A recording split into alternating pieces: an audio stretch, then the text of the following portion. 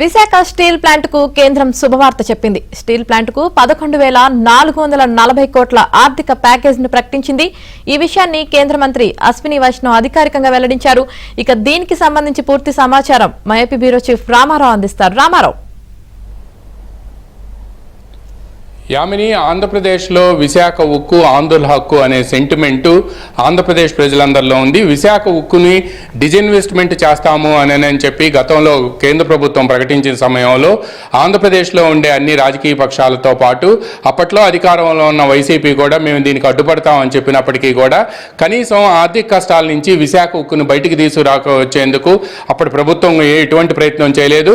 కానీ కూటమి ప్రభుత్వం అధికారంలోకి రాకముందు విశాఖ ఉక్కును పరిరక్షిస్తాము అని చెప్పి కూడా అప్పట్లో ప్రకటించింది. అధికారంలోకి వచ్చిన వెంటనే విశాఖ ఉక్కుని ఆదుకునేందుకు కేంద్ర ప్రభుత్వం ఇతోదిక సాయం చేయాలి అని చెప్పి గతంలో ముఖ్యమంత్రి చంద్రబాబు నాయుడు ఢిల్లీ వెళ్లి ప్రధానమంత్రిని కలిసిన సమయంలో విశాఖ ఉక్కు ఆర్థిక కష్టాల్లో ఉందని దానికి క్యాప్టివ్ మైన్స్ ని కేటాయించడంతో పాటు విశాఖ ఉక్కుని ఆదుకునేందుకు తగిన ప్రయత్నం చేయాలి అని చెప్పి గతంలో వాజ్పేయి ప్రధానమంత్రిగా ఉన్న సమయంలో విశాఖ ఉక్కుకి ఏ విధంగా ఒక బెయిల్అవుట్ ప్యాకేజ్ ఇచ్చారో అటువంటి ప్యాకేజీని ఇవ్వాలి అని చెప్పి కూడా ఆయన అభ్యర్థించారు. ఈ నేపథ్యంలోనే ఇటీవల ప్రధానమంత్రి విశాఖపట్నానికి వచ్చిన సమయంలో కూడా ఈ ప్యాకేజీకి సంబంధించి ముఖ్యమంత్రి చంద్రబాబు నాయుడు చర్చించారు. అదే విషయాన్ని ఈరోజు కేబినెట్ సమావేశంలో కూడా ముఖ్యమంత్రి చంద్రబాబు నాయుడు తెలిపారు.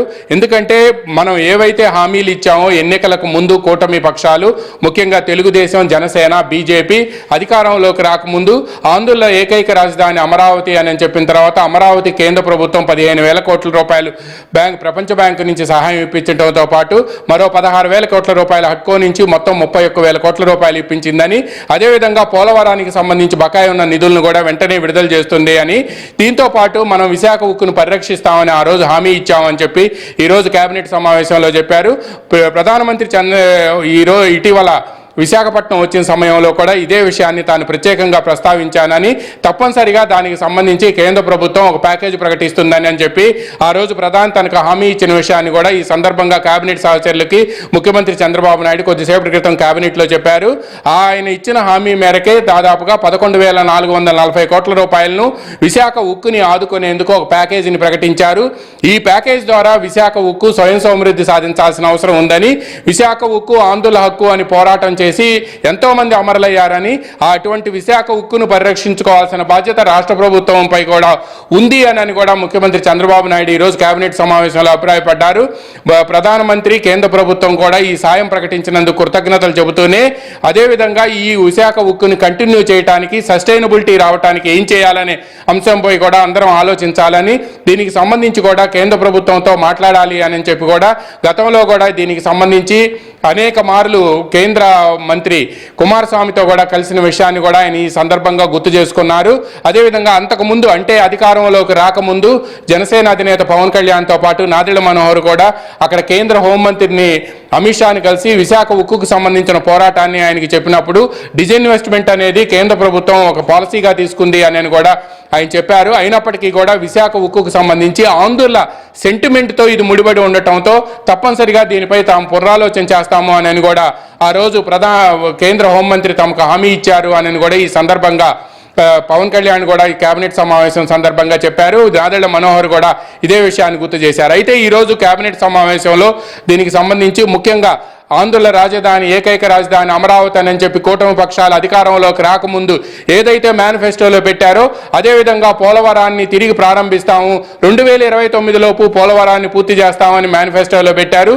విశాఖ ఉక్కును పరిరక్షిస్తాము అని చెప్పి కూటమి ఇక్కడుండే 3 పక్షాలు కూడా కేంద్రంలో ఎన్డీఏ ప్రభుత్వంతో మాట్లాడి విశాఖ ఉక్కుకి ముందు ఒక ప్యాకేజీని ప్రకటించి ఆ తర్వాత విశాఖ ఉక్కు కొనసాగించే అంటే కంటిన్యూటీ, సస్టైనబిలిటీ రావటం కోసం విశాఖ ఉక్కుకి ఏం చేయాలి అంటే క్యాప్టివ్ మైన్స్ని కేటాయించడం, తర్వాత ఆ ప్యాకేజీలో ఇప్పుడు ఇచ్చిన ప్యాకేజీ 11,440 కోట్ల రూపాయలకు సంబంధించి కూడా ఎటువంటి ప్యాకేజ్ ఇచ్చిందనే విషయాన్ని కూడా కేంద్ర ప్రభుత్వం నుంచి తెప్పించుకొని ఆ తర్వాత మనం అందరం కూడా మీడియాతో మాట్లాడితే బాగుంటుంది అని చెప్పి, అదేవిధంగా విశాఖ ఉక్కుకు చెందిన అధికారులతో కానీ అక్కడ ఉండే కార్మిక సంఘాలతో కానీ కూడా మాట్లాడాల్సి ఉంటుంది అని కూడా ముఖ్యమంత్రి అభిప్రాయపడ్డారు. అయితే కేంద్ర ప్రభుత్వం ఈరోజు దీనికి సంబంధించిన ఒక ప్యాకేజీకి సంబంధించిన ప్రకటన నిన్న కేబినెట్లో ఆమోదించిన విషయాన్ని కూడా సమాచార ప్రసార మంత్రిత్వ శాఖ ద్వారా ప్రకటన విడుదల చేసినప్పటికీ కూడా ఈ ప్యాకేజీలో అసలు ఉండే ఏమేం కంటెంట్స్ ఉన్నాయి, దీంట్లో ఈ ప్యాకేజీలో దేనికి ఎంత ఇచ్చారు అనేది కూడా తేలాల్సి ఉంది. దాన్ని సమగ్రంగా వివరాలు తెప్పించాలి అని చెప్పి ఢిల్లీలో ఉండే కేంద్ర పౌర విమానయాన శాఖ మంత్రి కేంద్ర మంత్రి రామ్మోహన్ నాయుడుతో కూడా ముఖ్యమంత్రి చంద్రబాబు నాయుడు మాట్లాడారు. ఈ ప్యాకేజీలో ఉండే వివరాలన్నింటినీ కూడా పంపించాలి అని చెప్పి కూడా ఆయన రామ్మోహన్ నాయుడుని ఆదేశించారు. ఇప్పుడు ప్రస్తుతం సీఎం నివాసంలో మీటింగ్ జరుగుతుంది. మంత్రులు, ఎంపీలు, జోనల్ కోఆర్డినేటర్లతో మీటింగ్ జరుగుతుంది. ఈ మీటింగ్ ముగిసే లోపే ఈ ప్యాకేజీకి సంబంధించిన వివరాలు తనకు పంపించాలి అని చెప్పి ఆ తర్వాత ముఖ్యమంత్రి కానీ లేకపోతే సంబంధిత మంత్రులు కానీ, ముఖ్యంగా రాష్ట్రంలో ఉండే మంత్రులు కానీ ఉత్తరాంధ్రకు సంబంధించిన మంత్రులు కూడా దీనిపై మాట్లాడే అవకాశం ఉంది అని భావిస్తున్నారు. ప్యాకేజీ వివరాలను కూడా తెప్పించుకునే ప్రయత్నం కూడా చేస్తున్నారు. మొత్తానికి మాత్రం ఆంధ్రప్రదేశ్లో 3 కీలక అంశాలు, ఉత్తరాంధ్రకు సంబంధించి విశాఖ ఉక్కుకు సంబంధించి, అదేగా విశాఖ ఉక్కు కూడా ఆంధ్రుల సెంటిమెంట్తో కూడుకున్నది.